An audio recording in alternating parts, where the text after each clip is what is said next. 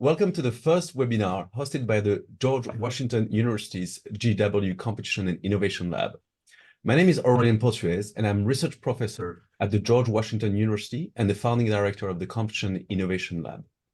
The lab brings together leading scholars and conduct research engage in discussions about the most pressing regulatory issues concerning competition and innovation in both developed and emerging economies. As we approach the Christmas season and continue to spend more online year after year, the prices on our Christmas list may be determined by bots, an algorithm, rather than Santa Claus or some salespeople. What impact will the rising usage of algorithmic pricing have on competition and innovation? So welcome to today's webinar, Jingle Bots, Algorithm and Christmas Prices. So we're happy to have with us renowned scholars who have researched and written extensively on the subject of algorithmic antitrust, algorithmic pricing, to take a deep dive into the implication of algorithm on price competition and consumer behavior. So Professor Michal Gal is a law professor and director of the Center for Law and Technology at the University of Haifa's Faculty of Law. Professor Gal was, until this year, the president of the International Academic Society for Competition Law Scholars, ASCOLA. She has taught at the University of Chicago, New York University, Columbia, Georgetown, Melbourne, the National University of Singapore, and Bocconi. Professor Gal co-authored Algorithmic Consumers at the Harvard Journal of Law and Technology in 2017 with Niva Elkin-Koren, concluding that, quote, roles that have been performed by humans for a century will soon be transferred to algorithm. This change is inevitable given technological developments that give algorithmic consumers strong comparative advantages over human consumers in some decision-making processes. Professor Gal and Daniel Rubinfeld wrote Algorithm, AI, and Mergers in the Antitrust Law Journal in 2023, concluding, quote, that the consequences of algorithmic use are not efficiently addressed by alternative consumer protection or antitrust laws.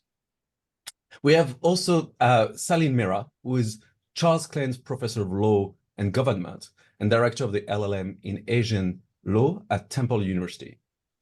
Professor Mera has written extensively. He wrote in the Minnesota Law Review, Antitrust and the Robo-Seller, Competition in the Age of Algorithm, concluding that, quote, the advent of autonomous pricing via algorithmic processing of mass sales data can turn this doctrinal antitrust crisis into an opportunity for re-examination. Professor Mera co-edited a book, Algorithm, Collusion and Competition Law, a Comparative Approach, with Stephen von Utzel and Oshiteru Umura this year in 2023. This book compiles scholarly debate on algorithmic collusion from a very comparative perspective. Last but not least, we have Professor Kanishka Misra from the University of California, San Diego, Department of Marketing and Analytics. Professor Misra has recently published Artificial Intelligence and Pricing with Diego Aparicio, who concluded that the adoption of price algorithms tend to increase the frequency of price changes or the price dispersion across consumers.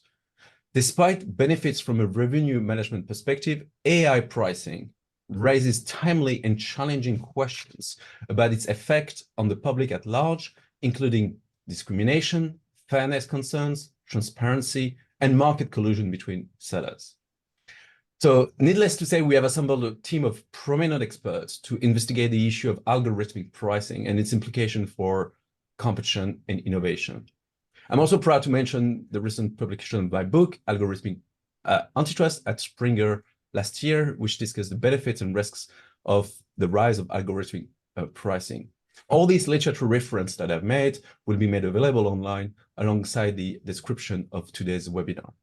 So before we get into the implication of algorithm, let's start with some fundamental questions. So what is an algorithm and what is a bot, and who can explain just in very simple terms, what is an algorithm and what does it matter for prices? Who wants to jump ahead? All right, can I take the first question? So Sure. let me give a quick history of how retailers set prices and how retailers historically have set prices and how algorithms are changing things. So if you think of your classic grocery retailer, think of any grocery shop you go to, they sell lots of products. How do they set prices? And historically, that's been through some very simple pricing rules. So the retail manager would have a category manager who would set some simple pricing rules that sets the prices for everything in the market. And of course, you would do testing. The way you would do testing is you would test prices for 6 months and eventually see whether this price change sort of increased or decreased sales. What happened with the growth of the internet, particularly with sellers like of the scale of Amazon and Walmart, is these kinds of pricing managers, the job assigned to them is somewhat infeasible. So again, if you think of scale, if you think of Amazon selling in the orders of hundreds of millions of products, it is infeasible for a human being to set those prices or a set of human beings to set those prices for all these products correctly. So what they adopted was these methods from computer science, which it actually was initially in a lot of these tech companies were actually computer scientists setting these prices, writing these algorithms to set prices, to learn demand, set prices in real time. I'll give you a quick example of how that how that works and why these things are so popular and so fast. So if you think of a classic retailer, you would set a price, you do an experiment for 6 months, look at the data, and then say, should I change prices? Yes or no. In the retail world online, you can set a price, set an example for 15 minutes, see how many people buy, don't buy, get that real-time demand learning, and suddenly increase or decrease price. And you would see a lot of those kinds of price movements, which look like stock market price movements on sellers like Amazon. So if you look at a price tracker, a company like camel.com, you can put any Amazon product, look at the price history, and look just like something you would find in the stock market.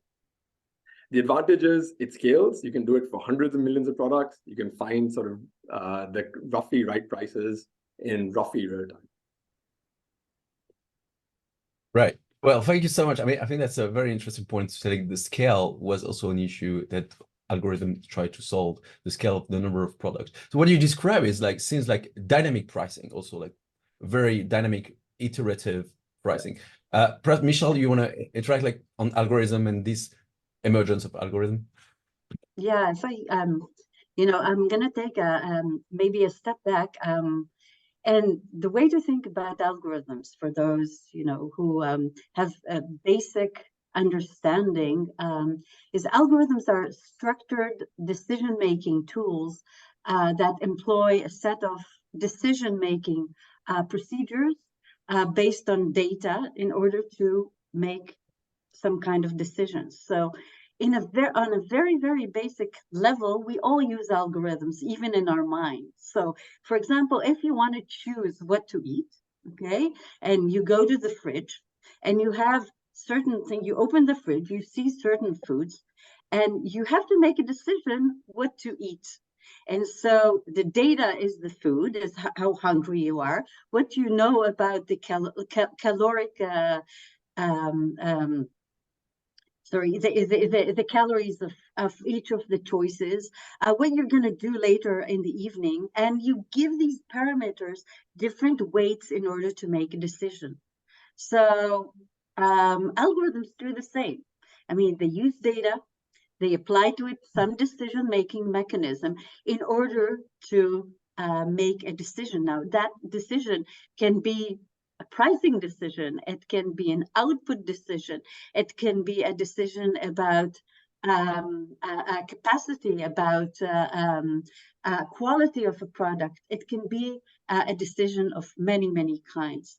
And I think that one more issue, if we're talking at a very general level here, which I think is important for the discussion to come, is to separate between two main kinds of algorithms with regard to their level of abstraction. So at the very lowest level of abstraction, all the parameters and of the algorithm and the optimal responses to specific contingencies are dedicated or dictated by a developer in advance. These we call expert algorithms. However, I think the more interesting ones are algorithms that are what we call learning algorithms. And these are algorithms that learn by themselves from the data in order to give different weights to the parameters in the decision making.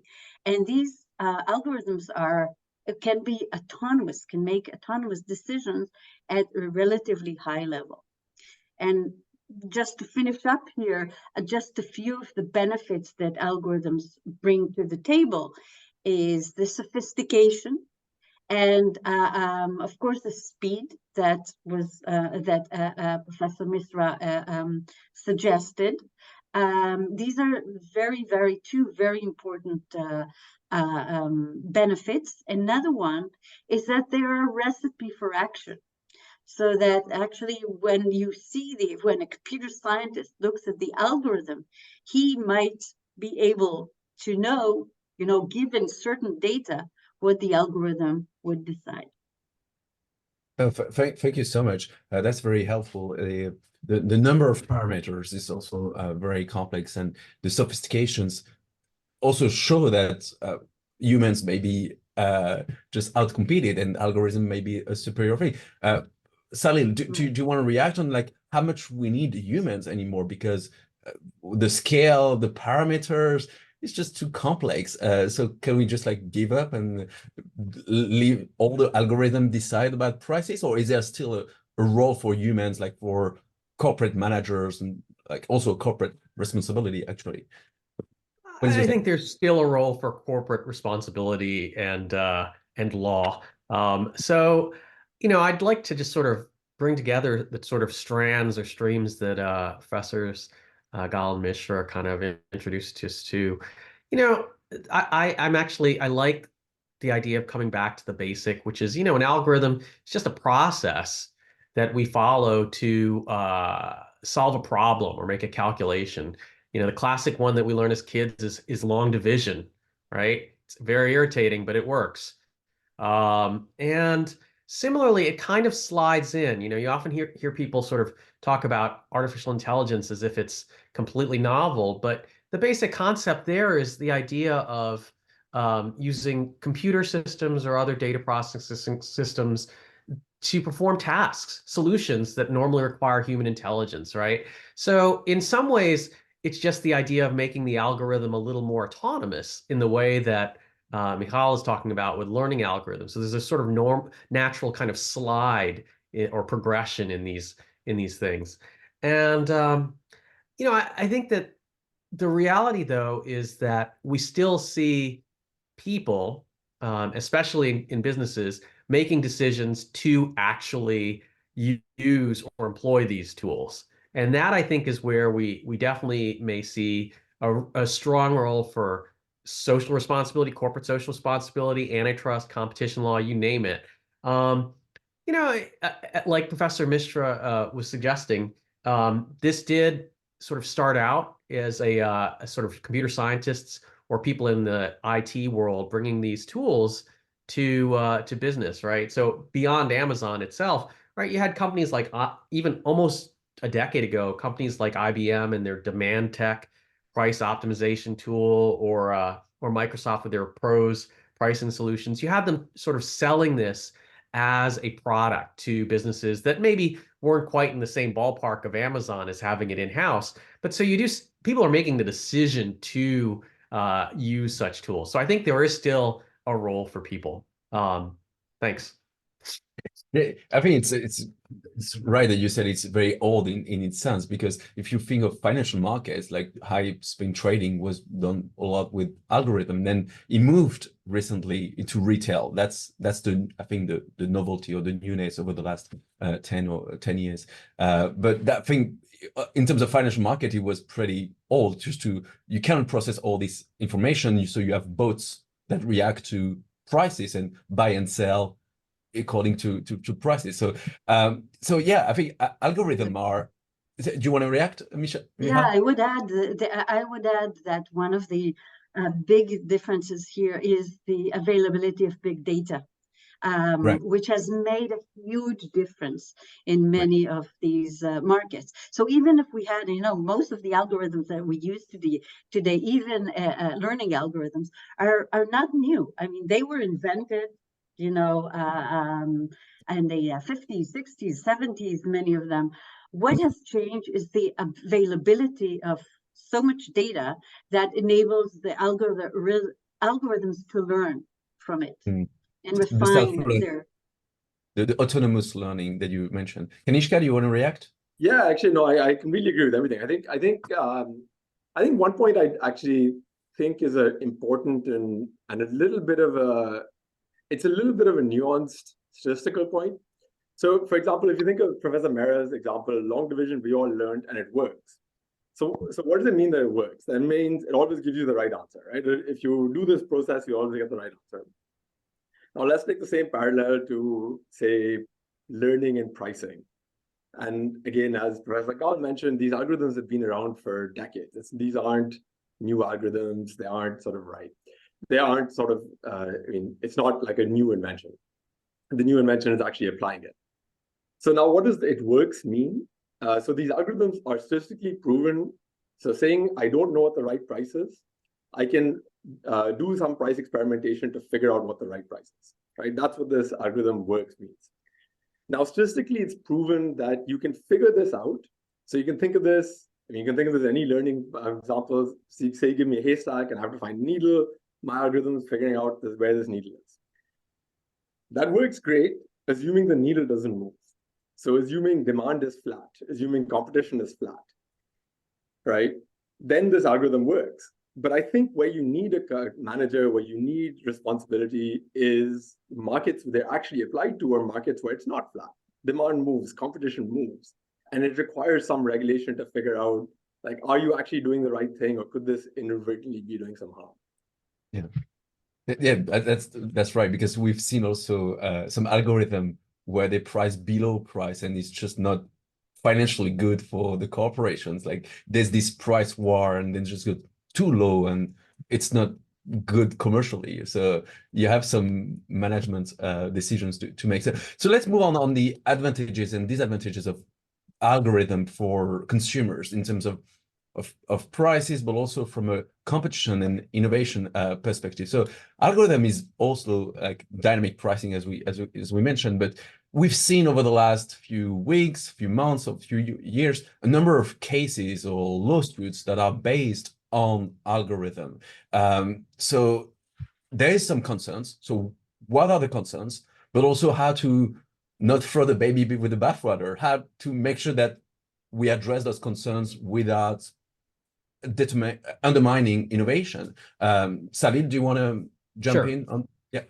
So one thing, and that's been on the radar for a while now, almost 6, 7, 8 years, is the possibility that algorithmic pricing, particularly based on the ability to get the sort of large-scale data that Professor Gal was talking about, to process that data, understand what that says about supply and demand, and change pricing quickly in response, particularly in a world where those prices are observable, like some of the internet or online sales that we see, has the potential to create more stable cartels, right? More stable price fixing. And just sort of the math behind it is simply that the faster you can detect cheating on a cartel, the more stable that cartel is.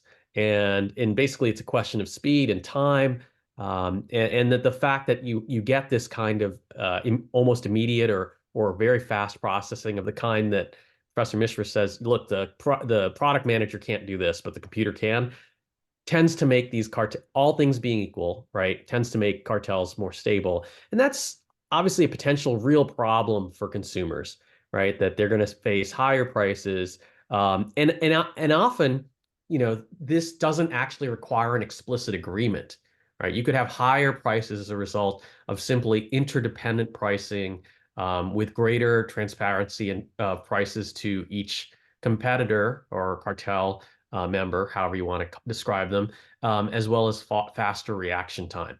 The other thing I think that is we're starting to see is increased and more granular price discrimination in a way that, it could be very harmful to consumers. One thing I've sort of pointed out in an article recently in the Stanford Law and Business Journal of Law, Business, and Finance, is that to the extent that a platform, for example, can price discriminate very accurately or fairly accurately, but that the suppliers on the platform can't do it themselves. And here you might think of someone like Uber, right, where the drivers aren't really going to be that great at price discriminating, but the platform can. That actually can also lead to very stable cartel-like behavior or elevated pricing, simply because for the platform suppliers to drop out and start competing against the platform means that they would be giving up the gains of price discrimination to the extent those are shared with them. So for consumers, that's potentially quite bad, right? Instead of coming to the market and seeing a single price, which you might feel is kind of a bargain for you because you would be willing to pay, if it's a late night in Washington and you want to go home after seeing your friends, right? You might be willing to pay $20, $25 for a ride home. But if it was a single price kind of thing, think about the world where DC still had yellow taxis, it might only be $10. So you're like, of course. But as we get more granular price discrimination, and as we get better and better data about your willingness to pay, you might see, oh, it's $24.99, right? Not $10. Yeah, that's the famous surge pricing, like at night.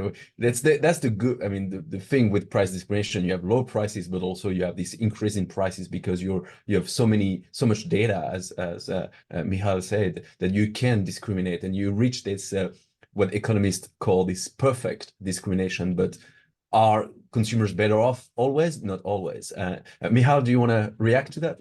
The price discrimination and also the risks of cartels, but also what are the benefits, how we ensure that we don't lose the potential, the innovative part of algorithm, if there's any. Sure. I mean, these are big questions. And let me start by saying that algorithms bring a lot of benefits to consumers. I mean, we all benefit. Just think about, let's take discrimination. Okay, so let's assume that it's not only price discrimination, but it enables the algorithm or it enables the supplier to better predict what kind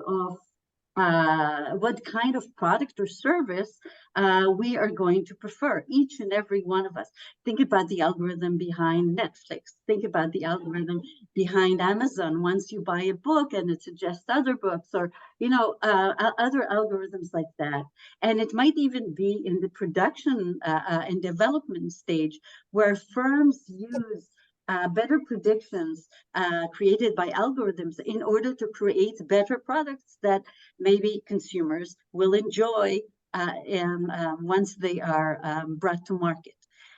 At the other hand, these algorithms also enable, of course, discrimination in price. Now, again, price discrimination means that the costs would be closer to each and every consumer's willingness to pay for that specific product or service. Now, if my willingness to pay is relatively low, it means that I might get a lower price than I would have if, relative to one price for all.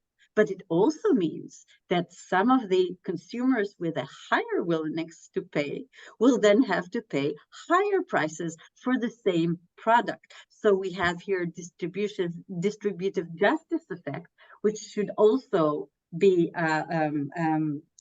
incorporated into our social welfare analysis. So actually the example that you related to with regard to price discrimination is not an easy one to unpack.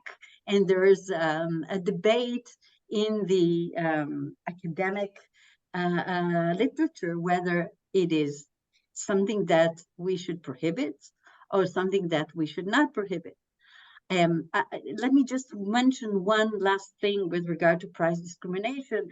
In my article with Dan Rubinfeld, AI and algorithms and mergers, we noted that many of the people or many of the economists who analyze price discrimination do that on a case-by-case basis. What happens if you have one firm doing that, but it might be a completely different analysis from a social welfare perspective when all the goods or many of the goods that we buy are now based on price discrimination. And again, I think this is an interesting and important question that we should ask ourselves. That's a very good point. I think it made me think about there's a welfare effect where the willingness to pay is the perfect discriminations better suit with the willingness to pay. But there's also this difficult part for as consumers, as citizens, to accept that we have unequal pricing. There's an aspect of inequality between pricing, as you mentioned. Like, yes, it may better suit my consumer needs, but there's no longer one single price, as Salil mentioned, and that is kind of difficult. Basically, creates some inequality to accept. Kanisha, do you want to react on absolutely. the pros? I think let's sort of first talk about the price discrimination, then we can sort of come back to the cartels, because I think both are really interesting points. So I think for the price discrimination part, I mean, again, I think just to put some economics behind it of why it's so a little bit more sort of nuanced and harder. So if you go back to Professor Merritt's example again about taking a taxi, it's normally $10, but now it's $24.99. Yes, that's you paying a higher price, but if it were $10, there'll be fewer taxis. So there'll be fewer taxis available. You'll have to wait a lot longer to be able to get your taxi.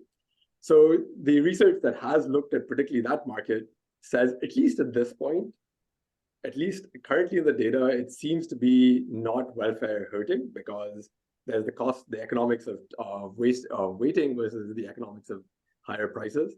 But again, that's to Professor Gal's example, that's exactly a case-by-case basis of looking at the current data. It is an exact study of what has happened in the past and sort of not what could happen in the future.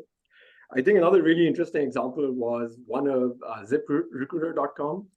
So this is a website that you as an employer can post an ad, and they'll sort of set that ad out based on, or they'll try and get sort of the right candidates for that ad. So their clientele are businesses who buy into the ZipRecruiter website. They used to have a flat fee of $100 or $99 that everyone pays. What they did is with sort of a couple of economists or marketers, they worked on a pricing algorithm where companies first put their profiles in, and based on the profiles, they now get a specified company-specific price, which could be anywhere between, I think the lowest was something like $49, the highest was like $299 or $399. So it is price discrimination. And the question that they asked, and clearly price discrimination, all economists would know that it's going to increase companies' profits, right? Because now you can charge people close to their willingness to pay. The question they asked was one of welfare. I think the welfare question is a little bit trickier, mainly because it's the question of what welfare do you look at? Do you look at overall social welfare, or do you look at it's welfare enhancing for 80% of the population, but welfare hurting for some percent of the population?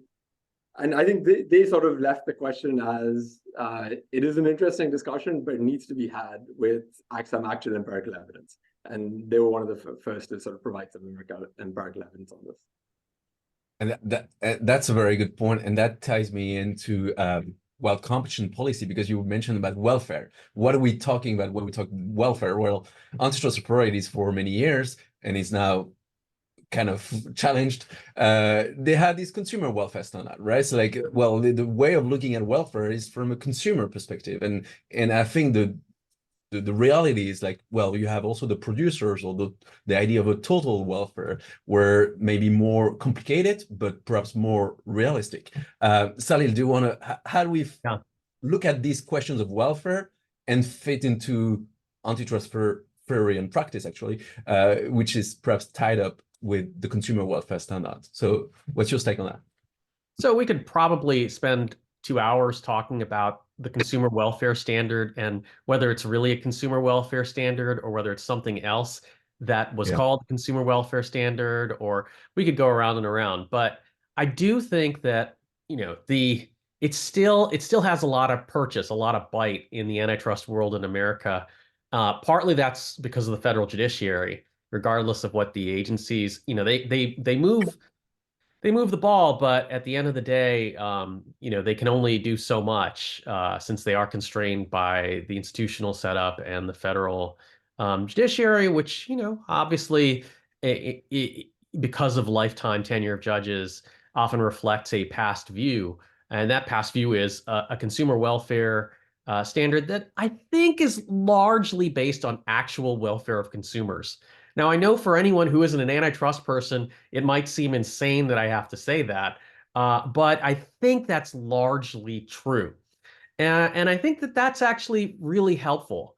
You know, the kinds of welfare questions that we might talk about in a law school or a business school about the overall social welfare function and whether something is welfare enhancing or not, at the end of the day, would not be very easily operationalized by agencies or courts, which is why we have had this consumer welfare standard, in part to ground things in a discussion that we can actually grasp, right? Like, how is this affecting, you know, John and Jane Q. Public when they go to the market? That kind of an idea.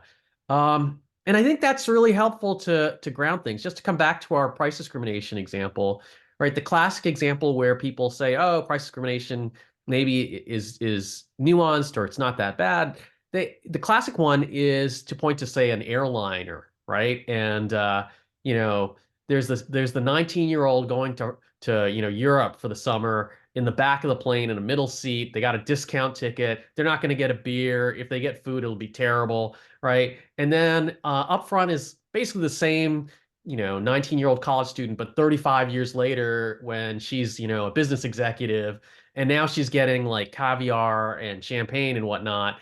But the price difference doesn't really reflect the difference in the food costs, right? But charging those different amounts makes the whole plane go, right? Because the 19-year-old, you couldn't fly a plane full of 19-year-olds paying that low fare. You couldn't make it work economically.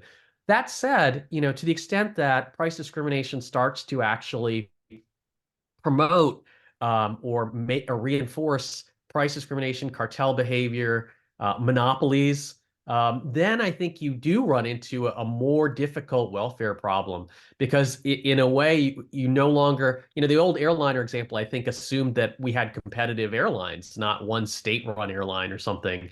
But to the extent that price discrimination makes some of our other problems like monopoly or price fixing more intractable, like less able to solve or more durable as problems, then I think we run into a different sort of conclusion. Yeah. So tying price discrimination analysis with the market power, basically, Yeah. It's different if we talk about company that They're has linked. price. Yeah. Yeah, it's like the market power aspect is very important. Michal, do you want to react on perhaps the how we think and look at those issues from a competition antitrust perspective when it comes to algorithm, with the general discussion, consumer welfare standard, but also monopoly power?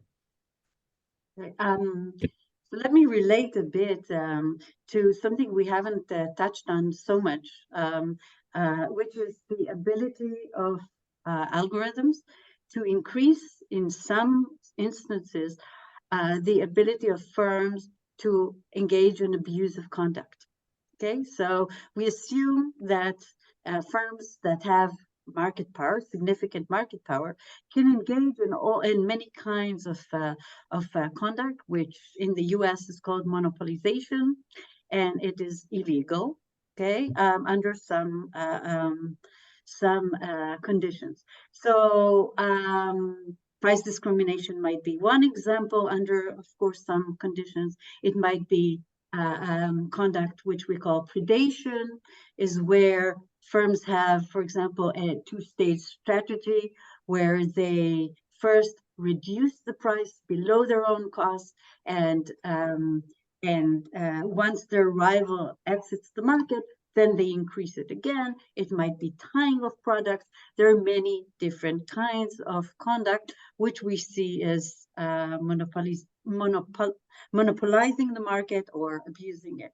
Now, the point I want to make here, and this is a point which was made by some scholars in the last few years, is that algorithms might increase the ability of firms to engage in some types of these conducts. So take, for example, predation, which we just mentioned a minute ago. And if the algorithm can actually differentiate so that what it does is that it sets lower prices not to everybody, but it sets lower prices only to those consumers who will otherwise leave. That reduces the risk of such a strategy. It reduces the cost of such a strategy, and it increases the ability of firms to predate. So what we just talked about, price discrimination, also can, assist firms in engaging in other types of like a targeted predatory pricing. Right, exactly. And I think that one really interesting example is the Uber case, a case brought Uber service case. What happened there is that Uber was competing with Lyft, and it was competing with Lyft also with regard to drivers, because each of the companies wanted more drivers to work on its app in order for the service to be of a higher level, and so that more consumers would use their own service. So what it did is that it's created an algorithm which is called HEL, okay? And that algorithm determined which drivers are more likely to move and work with Uber at certain times or under certain conditions. And only to these drivers did Uber then provide better rides at higher prices, etc., which meant that it could take drivers away from Lyft or increase Lyft's prices for these drivers at lower cost, because it didn't have to provide such higher benefits to all its drivers. Okay, so that's a very interesting example. Like it prevents like uniform pricing and targeted, anti-competitive conduct that are targeted and amplified by the algorithm and at a lower cost, basically. Right. So this is one. Yeah, this is one type, but I don't know, maybe Professor Misra or Professor Mara want to talk about algorithmic coordination, because I think that this is another example that ties in and really, really interesting, which might affect consumers. Yeah. So I guess this is a little bit different to price discrimination. So imagine there's an algorithm, but the algorithm is setting one price, and every consumer sees exactly this one price. The question of algorithmic sort of collusion or algorithmic, which leads to these things, essentially I'm going to say is prices are above competitive, it's bad for the market. The idea here, exactly, I think as we sort of mentioned earlier as well, was you can have things like cartels where they agree to prices that are higher than the competitive price. And the way these cartels historically have worked is they can do a bunch of strategies that we in economics call as dynamic strategies. So it's not just that I'm going to set a price today, but if you do something, then I'm going to do something different. The simplest is something called tit for tat, which says we agree on a high price. If you default from this, I'm going to default even worse. And you will learn that that's a really bad thing. So you will stop defaulting, and then we'll keep our price high. Where these have to be maintained is, so you and I can maintain a tit for tat strategy, but only if I am sure that you are always going to stay with the strategy and you are sure that I'm always going to stay with the strategy. With human managers, without communication, that's almost impossible, right? It's infeasible. But now with an algorithm, the algorithm is not taught tit for tat. The algorithm, this is what I think one of the sort of key learnings for us in sort of the more economic world so yes, we know this from economics. These algorithms are rooted in computer science. They're just looking at historical prices. They're doing experimentation, but they have the ability to learn strategies like tit for tat, saying that we agree on a high price. If I default, I know that you're going to default even further, so I'm not going to default, and I can maintain that high price. Mm-hmm. The reason why they stay is because the algorithm learns that the other algorithm firm is also using an algorithm, and therefore sort of it's maintained. And this is clearly bad for, I mean, I think we can all sort of agree that these sorts of outcomes are clearly bad for consumers. I would also say sort of the current state of research in this literature is one where I would say it's more of showing existence. So there exist algorithms where this kind of behavior can exist. I think the big next question is, how often are these algorithms actually used, and how stable are these kinds of outcomes? If I'm using an algorithm, you're using a very different algorithm, will some of these results sort of start to go away? But that is clearly sort of the next big question for us working in this area. I think the tit for tat strategy of algorithm is of course collusive, but it doesn't remove, and that's my reference to the questions earlier, doesn't remove the corporate responsibility, because at some point someone designed this algorithm, right? So this algorithm, of course, is self-learning, but at some point it's a corporate choice to have a tit for tat collusive algorithm. And I think from a legal perspective, we can all agree that it doesn't remove any type of corporate accountability. Do you want to, Sally? Do you want to precisely jump in on the? Yeah. Oh, sorry. I had one subtle point there. So just to be clear, there's no programmer ever programmed tit for tat. The tit for tat was purely learned by a very general algorithm, which is where I guess it gets a little bit more subtle. If a programmer coded tit for tat, that is clearly, everyone can agree that's wrong. This is a very general algorithm which did not code tit for tat, but happened to learn tit for tat, which the manager may or may not have ex ante predicted. Economists would not have predicted that they definitely would learn this.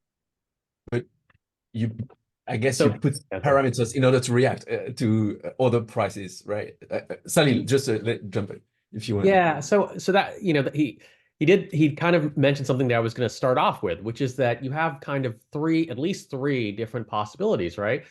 You have the human who is programming, if they are programming tit for tat. You have the officer or corporate director or manager who is choosing to employ a program tit for tat model, right? But then the third possibility, right, is that you have a learning algorithm that that was employed, designed by a programmer and hired by a manager or director or an officer, and itself teaches itself tit for tat. And that's sort of, that the paper a few years ago by Calvano et al., with a learning algorithm that basically they learn to via tit for tat to get to a collusive equilibrium with higher than competitive prices.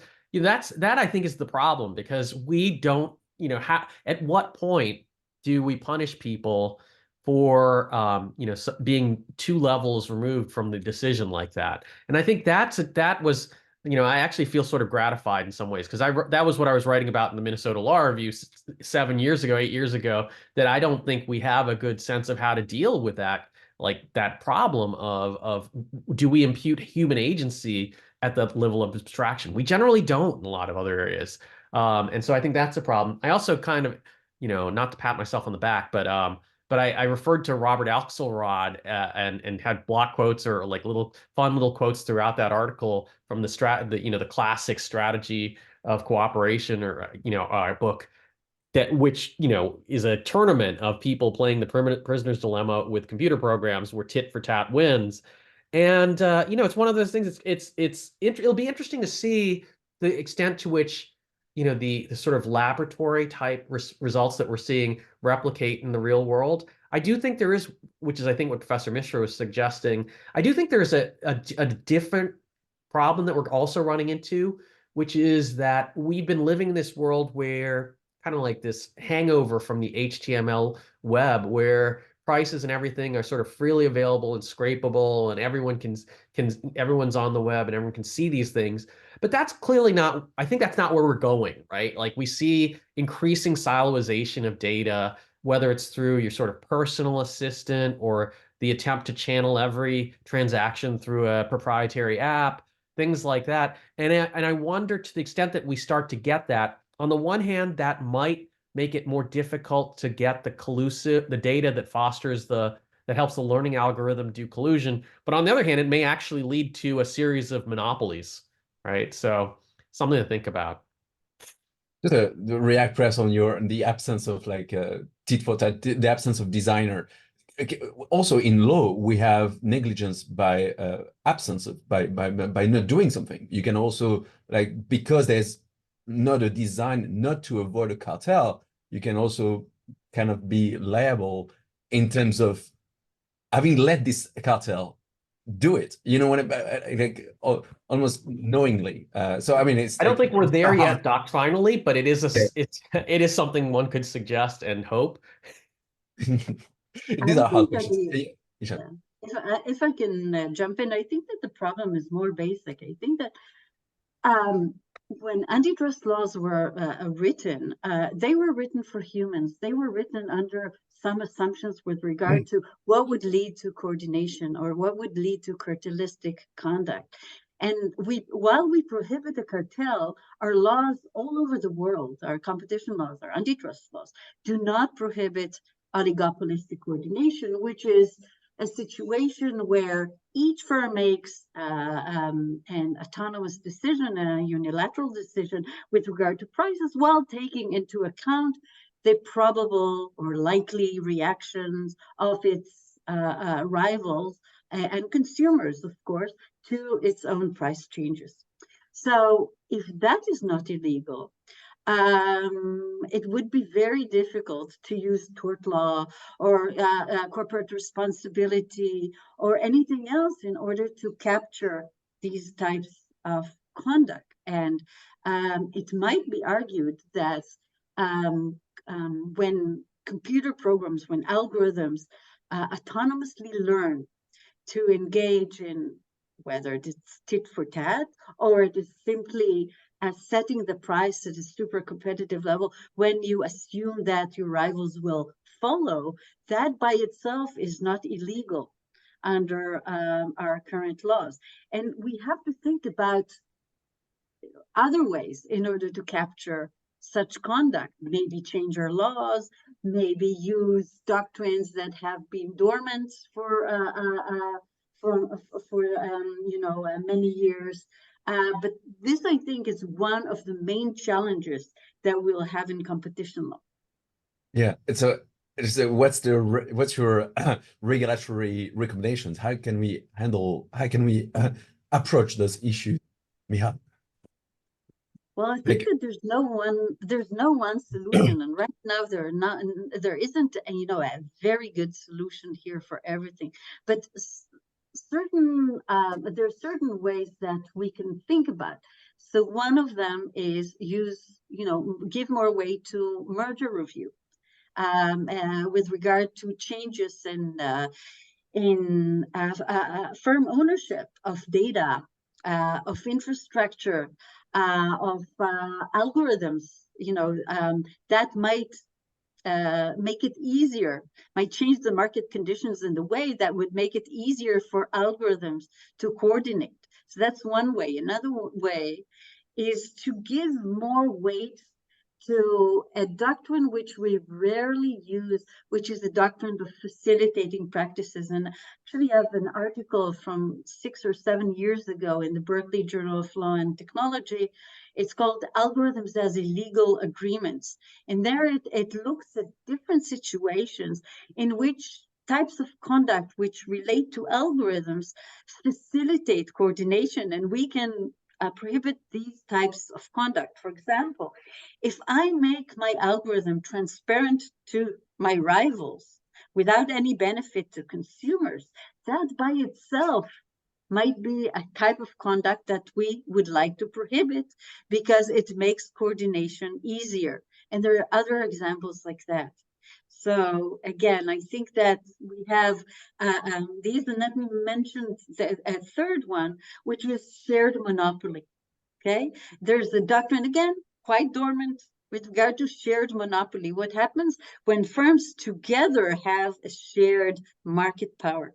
And these doctrines, I think that competition authorities should look more carefully at in order to capture some of these issues. Thank you. Professor Misra, you're not a lawyer, but I would really like to have perhaps your stance on the regulatory answer. What would be your... So I just want to make one quick point from earlier, then you'll jump in. So again, one of the thoughts was if you hide the competitor's price and say you can only have an algorithm based on your own price and your own demand. So some of our research has shown that can also lead to collusive pricing or over-Nash pricing. And the intuition there is simply that if your price is an unobserved variable in my algorithm, if demand is of a certain type, then it can be correlated unobservable, and that leads to higher pricing. So that doesn't sort of, it can solve the issue in some cases, but it doesn't sort of generally solve the issue. I think for me, one of the biggest challenges in this world is exactly this problem of sort of getting better data and getting access to better information. I think the only empirical example where we have an example of firms' algorithms leading to higher prices was Dan Hirschaugh's paper, which looked at prices in Germany in gas stations. And the result was as follows. So gas stations adopted pricing algorithms over time in different times. They looked at isolated markets. And the main sort of eye-opening result was in markets which have two gas stations, if they both adopted algorithms, prices went up. If only one adopted an algorithm or none adopted algorithms, prices stayed about flat. And that's sort of the best sort of empirical result we have. What's really missing in some sense there is we only have price data, we don't really have demand data.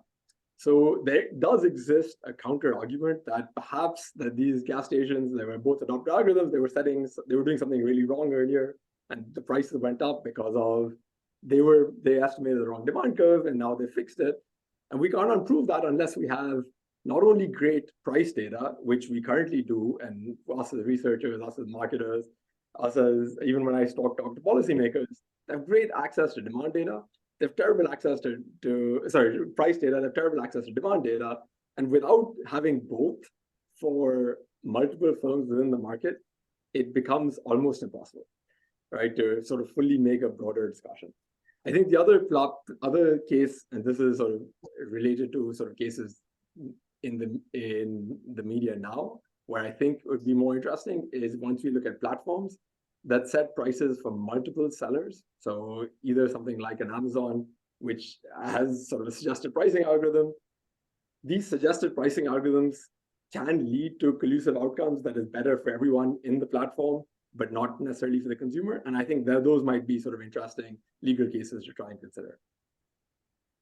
Well, that's very interesting. Thank you so much. Salil, what's your regulatory recommendations, or what regulators? Just to follow up on the yes, I'll get to that. Just to follow up onto the German gas station study, it's worth noting that if you believe that consumer welfare is about the welfare of consumers, then price elevation alone, would be enough, even if you thought that the German producers were getting their demand curve wrong previously, right? Now, again, that goes back to this whole consumer welfare standard problem, and we probably don't want to get too into that.